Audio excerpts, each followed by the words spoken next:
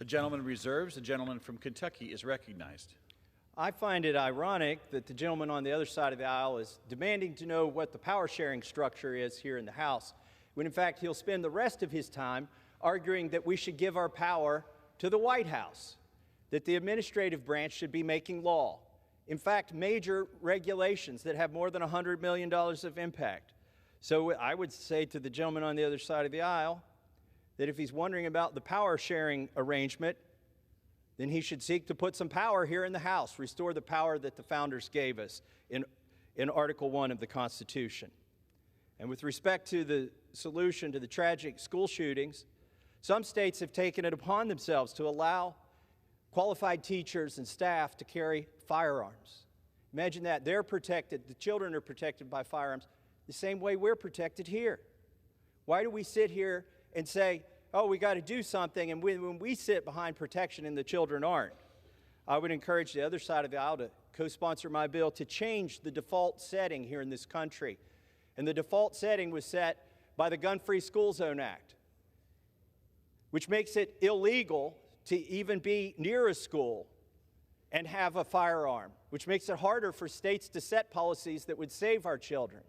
And all it does is make felons of law-abiding gun owners.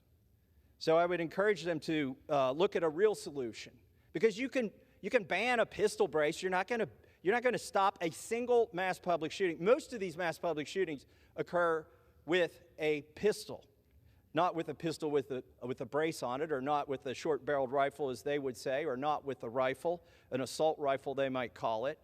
So they can start banning these pieces of plastic, like the Biden administration is doing, and then they could move on to banning magazines, or they could do, as the ranking member of Judiciary admitted to me last night, he'd like to ban all the AR-15s.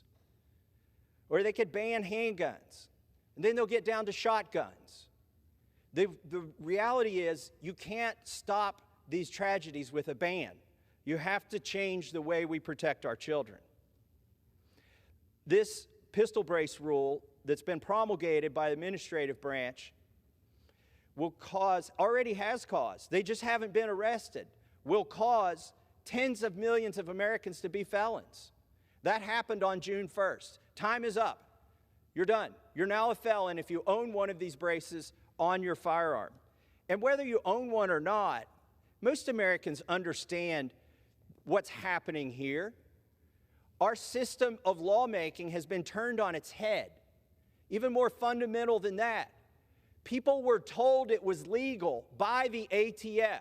The technical division of the ATF reviewed the prototypes of these pistol braces in 2012 when Obama was the president. And what did Obama's ATF say to Mr. Bosco, the inventor of the pistol brace? You're asking if the addition of this sample, a buffer tube forearm brace, would convert a firearm in a manner that would cause it to be classified as a rifle, and thus a firearm regulated by the National Firearms Act. Based on our evaluation, our technical department finds that the submitted forearm brace, when attached to a firearm, does not convert that weapon to be fired from the shoulder and would not alter the classification of a pistol or other firearm. Such a firearm would not be subject to NFA controls. This is a letter on ATF letterhead, in fact, the Department of Justice letterhead, dated November 26, 2012, that millions of Americans relied on, that many entrepreneurs relied on. And now what happens? The rug's getting pulled out from under them, not by the legislative branch. By the way, we could have repealed this here. The Democrats controlled both chambers. They could have passed a legislative ban on these braces. They didn't do it. Why didn't they do it? Maybe it's because they're accountable. They're accountable to the people, unlike these bureaucrats. Nobody's going to lose an election at the ATF for promulgating this rule, but the people here are scared.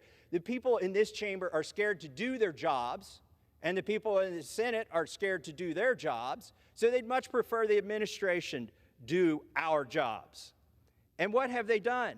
They've said now the penalty, get this, what is the penalty for owning this piece of plastic on a firearm that's connected to a pistol? I asked the ranking member of Judiciary last night in the Rules Committee. He did not know.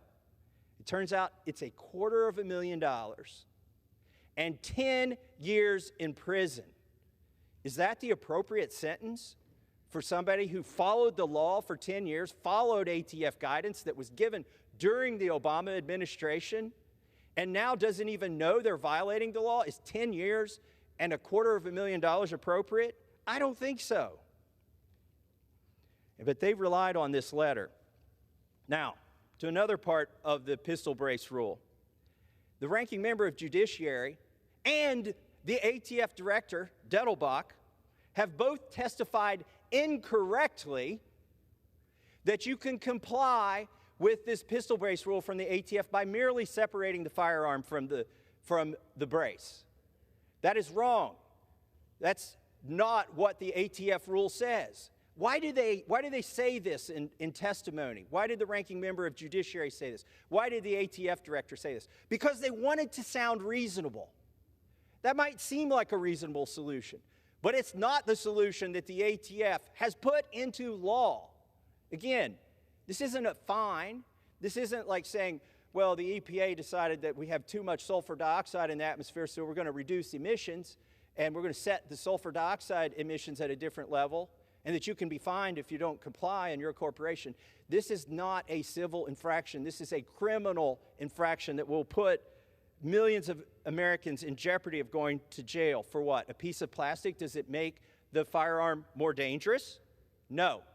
Does it make the firearm more concealable? No. Does it make the firearm more deadly? No. And then I hear from the other side of the aisle, oh, well, we're not banning them. Oh, we wouldn't ban them. Really? You're telling people in the United States you have to register them. Well, as short-barreled rifles. Guess what? That's illegal in 13 states. 36% of Americans live in those 13 states where you can't even comply. You cannot legally comply with the ATF directive to register that pistol with that brace on it as a short-barreled rifle. Compliance is impossible if you want to keep that accessory. So it is a ban. It's a de facto ban, especially on people in those 13 states. But here's what it's really about. They can't ban guns. They would love to, but they can't ban them. They can't do it legislatively. The president came into office and looked at all of the regulations and how could he ban some guns? Well, he found this one here. And how can he get more guns registered?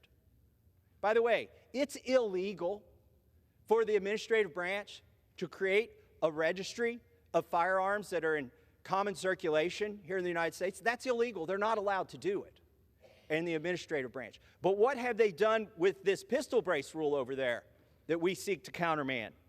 They're going to create a registry of millions of Americans who own pistols that happen to have this brace. So I would argue this wasn't just a way to ban guns with certain accessories.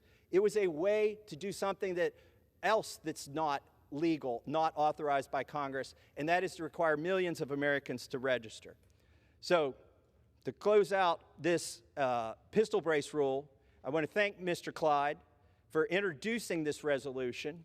It's absolutely necessary. It's very timely. I wish we had got it done before June 1st, because now we've got millions of felons in the United States just waiting to be arrested, don't even know they're not in compliance. And this will do, the ATF rule will do nothing to increase safety. And with that, I reserve the balance of my time. The gentleman reserves.